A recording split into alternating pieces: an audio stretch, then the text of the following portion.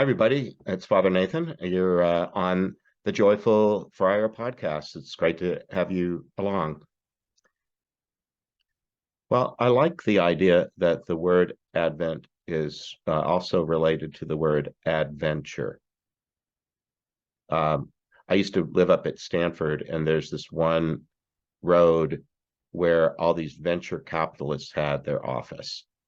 And venture capitalists are people with lots of money who want to make more money. And the way they do it is to lend it out to people who are up and coming, people with a new idea or a new potential product or service. And Stanford students there were so many of them, they were all brilliant. And many of them were creating things that might be the next big thing, but they might need venture capital. They might be somebody pretty much to make a bet on them, to venture that your idea is going to be a great success and a great boon somehow to the world. So sometimes having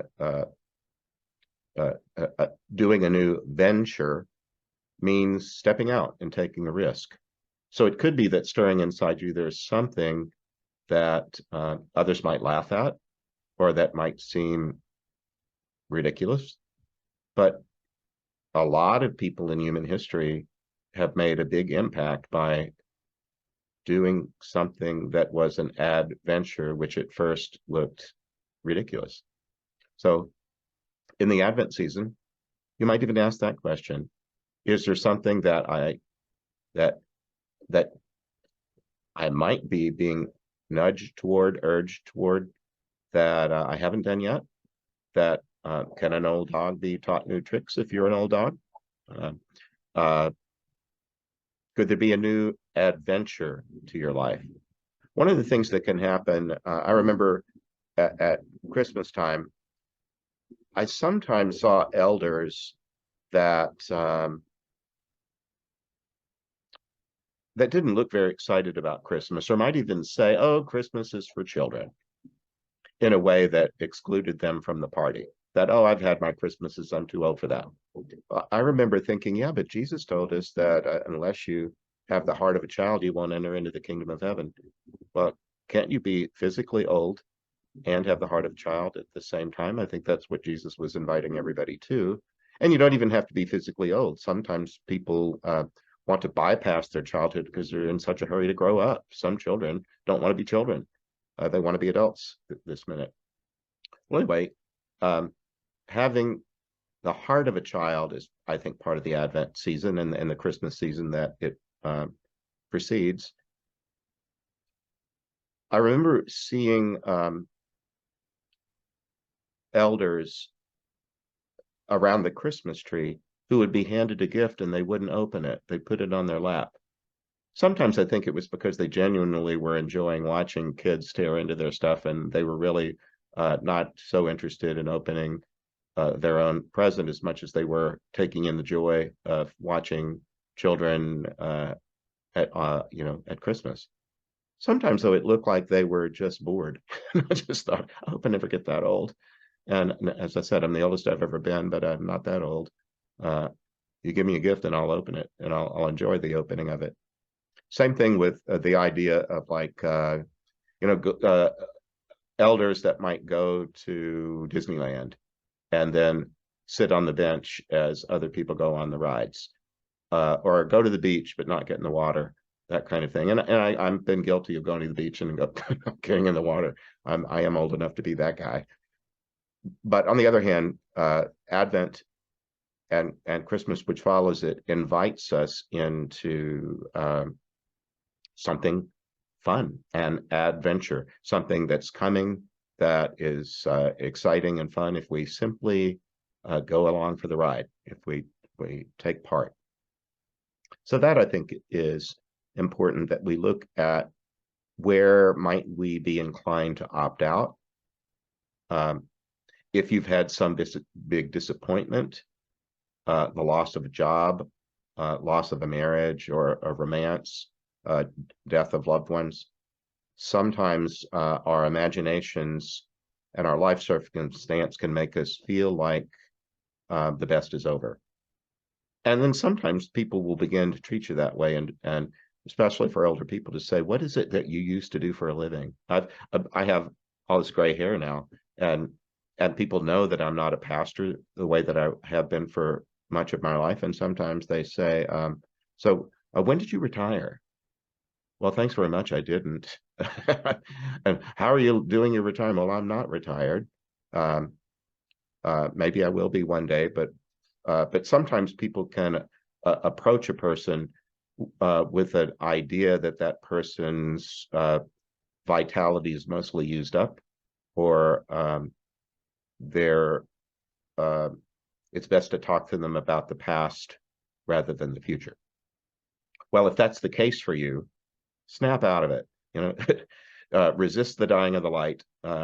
Move into the spirit of Advent, which is about something to come. That's exciting. If you need to sit still and ask, I would say, the Holy Spirit or whatever it is that guides you, where's the new growth in me? What's the new thing that could be? Where can I help? How can I contribute? I believe you can do that on your deathbed. If there's a deathbed in my future, I hope that that's part of the way I lay in it. If I have to, I hope that I would be able to think, I wonder, at least in prayer, what can I contribute to my future, the future of people around me? That's appropriate for an Advent kind of spirituality. Another thing might be, I was in the store the other day. You ever seen those Advent calendars? I was in one of those craft stores. Craft stores start putting in holiday things way in advance, months in advance, because the presumption is you're going to take this home and you need some time to craft the item. You buy the raw materials of a wreath, but then you need time to make the wreath or whatever it is. I was in this place that was, chock full of Christmas stuff because it was late October, early November. But in one little corner, there was an Advent calendar. And I thought, well, I know I'm going to be talking about Advent.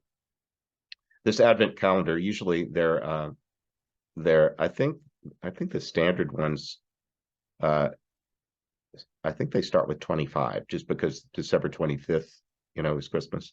I think most of the Advent calendars start, and that's a little less than 4 full weeks, but they have little doors, and very often the ones that you see in the store will have chocolates in them for each day, and you can teach a child about Advent and about awaiting the coming thing. But while you do, there's still sweetness. You open the door, if it's December the 1st, you open the door that says 1 on it, and there's some little, like a Hershey Kiss or something like that. And so you enjoy some sweetness while you anticipate something much better than that. You're hoping that on Christmas you're going to get more than a Hershey's Kiss. But right now, you anticipate, you savor some sweetness that happens even now. That's part of the Advent spirit too, that for those of us who look forward to the coming of the Christ child, well, he's already here. This is an annual event. I believe that God is with me always, always, always, even while I anticipate a deeper coming, some new thing that the Spirit of God might do in me, even though I'm 66 years old and God's done a lot in and through me already. I still anticipate, and I try to anticipate with some sweetness, like our daily bread. When we pray the Lord's Prayer, we ask, give us today our daily bread. Give us what we need for today that will sustain us into our future. And an Advent calendar can kind of point the way for that. Some people make their own, and they're not always just candies. Sometimes there are, I don't know, little figurines or some little trinket thing, kind of like the little trinket stuff that might be in a stocking, that each day in an Advent calendar. You can make your own, and there's probably a YouTube that tells you how to do that. But that's another way that Advent is sometimes marked, with some little opening of a door that has something in it that's for right now, that you don't have to wait for. Advent is a season that only lasts for a few weeks, And then when it comes to its fulfillment, Advent ends as the sun sets on December 24th, because that's the end of the day. And the 25th starts with sunset. So even then, we might be getting ready for a midnight masses, or in my family, Santa came usually on Christmas Eve night. Our little family custom was that we're 5 kids, and so there was almost always somebody that was little and really excited about Santa coming. And older kids might be enlisted to, especially if they had a driver's license, to go take everybody out to go see the Christmas lights. And invariably, while we were out looking at the Christmas lights, oh, Santa came and you just missed him. But under the tree were all of the things that Santa had brought. Well, in as Advent concludes, it gives way to Christmas. But even Christmas, because it's about the birth of a child, it's still the first day of this child's life. And then during the Christmas season, it's not just a day for us, and we don't take down the tree the next day. The Christmas season usually runs for about 2 weeks to the Feast of Baptism of the Lord on a church calendar. We look at the Christmas season as a time for all the celebration of joy of new life and excitement of that. And we don't really even look back at Advent and say goodbye to it, because it was always about coming. Advent was always about the future anyway.